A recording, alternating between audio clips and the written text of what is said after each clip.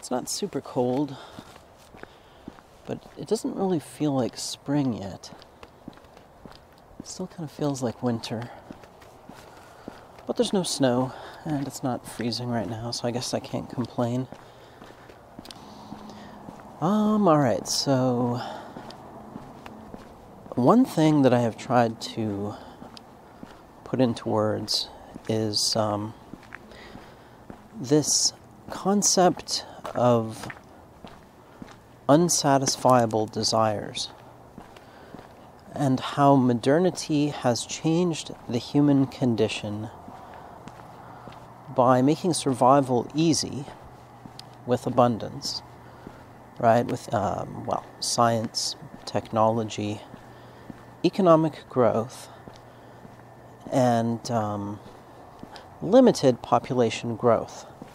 We have had a lot of population growth, but food production has outpaced population growth. And so for the time being, we are able to feed the entire human population, and people in the developed world, which is basically Europe, the Anglo countries, Japan, and increasingly China, and a lot of Southeast Asia, some other places too. All of those places now have food abundance. They have more than enough food to feed their populations. And certainly in the West, in the United States, Canada, Australia, New Zealand, Northern and Western Europe, there's no shortage of food, and there's no shortage of basic necessities, right? We've done very well at providing the basic necessities of life, right? Food, water, shelter, those things. And our desires for those things are limited. We can satisfy them. You only need so much food. You only need so much water. You only need so much shelter. So our basic needs and our basic desires, at least the ones relating to survival, are fully satisfied, or at least satisfiable with very little effort, by modernity, right? By modern civilization, by the modern system. This mishmash of capitalism and socialism delivers the goods, right? But this doesn't make us satisfied, it just makes those desires fade into the background. So we're not really aware of them. They don't play a big role in our lives, or at least in our consciousness. Chances are you don't spend very much of your time thinking about how to get food or how to get shelter. Chances are your mind is occupied with other things. What kind of things? Well, desires that modern civilization can't satisfy, that are, in some sense, intrinsically unsatisfiable. See, our basic survival-related desires, things like hunger and thirst, and the desire to not be too cold or too hot, that kind of thing, fear of being killed, all that stuff. Those are all finite. They're about homeostasis, about maintaining a system, your body, in a functional state, right? Close to an ideal state. And they can be satisfied with a finite amount of stuff, right? And they can be satisfied for everyone with a finite amount of stuff. If we produce enough food for everyone to eat, hunger basically goes away, right? But you have other desires that cannot be satisfied even for one person, and certainly not for an entire collective with any finite amount of stuff. And I'm talking about sexual and social desires. Our sexual and social desires. Those desires are intrinsically unsatisfiable. Okay. I mean, you can satisfy them in the short term, but you can never have enough. No matter how much you get, you want more. Okay. Basically, to put it in simple terms, you can think about us having drives for power and sex. And those drives are pretty much unsatisfiable, right? Like, let's say you have no girlfriend, then you want a girlfriend. If you have a girlfriend, you want 2 girlfriends. You want a harem, or you want a different girlfriend, or 1,000 sexual partners a year, or whatever, right? Men have a very strong desire for sex. So that desire can't really be satisfied even for one man. Although I suppose if you had really had a lot of girls, then yeah, you would kind of exhaust that desire. But that would be very hard to do, even for one man. And you couldn't do it for all men, because those desires conflict, right? They're necessarily in conflict with one another, because every man wants all the women, basically, right? Every guy wants complete control over all the nubile women, but obviously every guy can't have complete control, exclusive access to all the nubile women in the collective. Right? So, and also I should point out that there's not much we can do about satisfying sexual desires with scientific, technological, or economic progress. Because the good in question is not produced by the economy. And although we might be able to create simulacra, like sex robots or porn with technology, most people want the real thing, so I don't think that's really going to work. And certainly right now, we have nothing that's even remotely like the real thing. So I guess you could possibly replace reality with illusions and, at least give this illusion of progress in that direction. But basically, there can't be the same kind of progress in fulfilling those desires because there's just no way to do it, right? They're intrinsically unsatisfiable. And the same thing goes for the desire for power. And just to be clear, it's not like we have a single drive for power or a single drive for sex. Our desires are a little more complex, but I'm just simplifying them down to these terms. Even like hunger is not as simple as just one thing, right? There's a little more to it, but I'm simplifying it down. And I'm simplifying down our social and sexual drives to just power and sex, which is certainly an oversimplification, but I think you know what I'm talking about, right?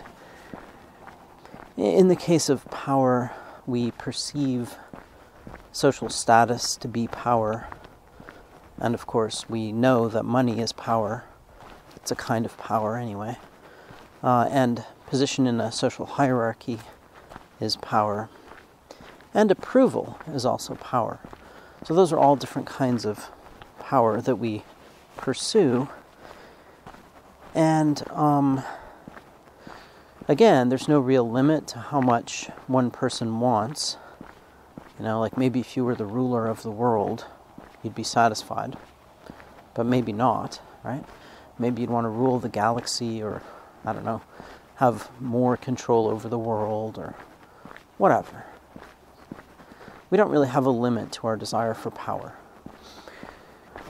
And again, power is intrinsically unsatisfiable for the collective, because again, there's a conflict, right? If one person has power, another person doesn't. If somebody's high up in the hierarchy, somebody's down below. So all we can really do is redistribute power. Now, we can have more or less power over nature, but the reason we want power over nature is mainly so that we can, well, initially to satisfy our basic needs, right? And anything beyond that is usually related to the other desires, the desire for sex or power. So what we really want is power over people, which is a zero-sum game, right? There's no way that you can get more of it without somebody else having less, basically, right? Maybe that's not entirely true. Maybe it's a finite-sum game. It doesn't really matter, though, right? Certainly after a point, there is a point beyond which there's no way to increase one person's power without decreasing another's. Okay? Same thing with sex. I mean, if nobody's having sex, you can increase it by getting people together, but after you've done that, then it's a zero-sum game. Right?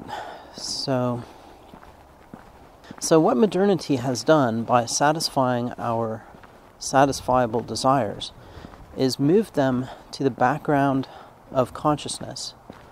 It's turned them into these minor details that we don't really think very much about.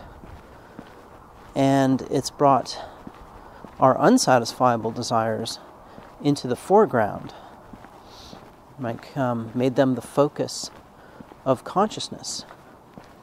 And so we spend our days struggling and scheming over power and sex. That is the modern condition. That's the mental condition that's created by modernity. This struggle over power and sex. And that's one of the reasons why progress seems to have stopped. Because we keep trying to, generate progress with science and technology and economic growth. Those were the engines that drove human progress for the last 500 years. Right? But those engines can't do very much now, at least not in the developed world, because even if we generate more stuff, like even if we have economic growth in the sense of producing more material goods, those goods are just used in a status competition, right? They're just used as instruments in the struggle for sex and power, which is zero-sum. So there's no perception of progress. Like if everyone has more stuff, but they're all just, it's like the Red Queen thing. They're running to stay still, right? Everyone is competing with everyone else in this game.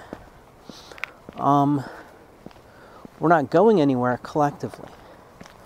Right? It's just individuals competing. So whatever economic growth there is, or scientific and technological progress that there is, it just gets swallowed up in this competition, or maybe it gets used to create simulacra, fake substitutes for power and sex, or like the perception of those things rather than the reality. So that's the strange condition we're in modernity, late modernity. Of course, we haven't actually had very much progress in those areas anyway, and maybe that's partly because there's no point. We haven't had very much scientific progress in the last 50 years. Just think about it. Think about jumping 50 years through time from like 1968 to now. What has changed? Not very much. A lot less than changed going from 1918 to 1968. Technology has changed more, but not that much more. And in terms of material wealth per capita in the West, I don't think it's changed very much at all in real terms. Maybe a little bit, but not that much in the last 50 years.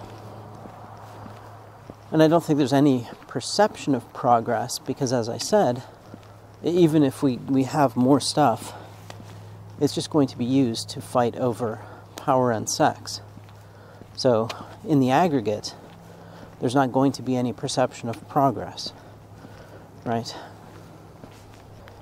And that people talk about going to Mars, and I think this is really dumb, because there's no point going to Mars. There's nothing there for us on Mars. There's no sex. There's no hot Martian chicks. There's no power. Why would we go to Mars when there's nothing there? That's why we haven't gone to Mars. See, the Star Trek fantasy, the whole fantasy thing about Star Trek, it had green alien chicks and Captain Kirk with his shirt off, and cool monsters you could fight, little power fantasies, and it was full of sex and power fantasies, right? That's what made it fun. That's what made it interesting. It had some interesting ideas too, but a lot of it was about power and sex. But in reality, there's none of that in space. It's just a big void. There's really no point going there. Well, there is, but it would require a much longer term purpose. We'd have to be fired up about something, some great destiny that's, 10,000 years in the future, at least. To do something like explore the galaxy or colonize space, we would have to care about the future of humanity and even of the biosphere, thinking forward many, many thousands of years. And we didn't evolve to do that, right? We evolved brains that have a bunch of little heuristics. That's what desires are, little heuristics that respond to various things. Like, my desires respond to a nice steak or a good stir fry like I had tonight for dinner. Nice cup of coffee, I like that. Big tits, those are great, stuff like that, right? Now, I am the kind of person who can dream on a 10,000 year scale, but I'm not very normal in that regard. Most people can't. So that's where we are, right? We have a bunch of people with very limited imaginations, very kind of mundane values that are tied to those kinds of desires, right? These heuristics that made our ancestors reproduce, including lust and love, Sexual desires go beyond lust. They include attachment and adoration and various other kinds of feelings. But again, I don't want to get into the details of that. It's not really important. What's important is the basic point. Everything humans do is driven by desires, right? We have no desire to explore the cosmos built into our brains, or even a desire to solve the big problems of science and philosophy for their own sake. Some of us have fairly strong curiosity, the thirst for knowledge, or some people really like exploring, seeing new things. That's a kind of knowledge-seeking behavior. Some people have an abnormally high level of that. But for the most part, what drives human beings are those survival-related desires, desire for food and shelter and water and, not to be killed, that kind of thing. And then those two categories of open-ended, unsatisfiable desires. The desire for sex and power, which, of course, in the past, helped our ancestors to reproduce. These days, they don't even do that, right? Bill Gates doesn't have very many kids. He's using his money to help kids in Africa instead of to have a harem of 10,000 women, because, well, that's just the way he is, and that's the way our society works, etc., etc. But, that's an aside. I've talked about that before, that our desires are no longer connected to their natural functions. They've been kind of decoupled from reality, but that's not the topic of this. The topic here is just that in modernity, we are driven by these unsatisfiable desires that bring us into conflict with one another in these zero-sum games, and there's no way to satisfy those desires with the engines of progress that we used in the past. Science, technology, and economic growth. All right, I'll end it there. Thanks for listening.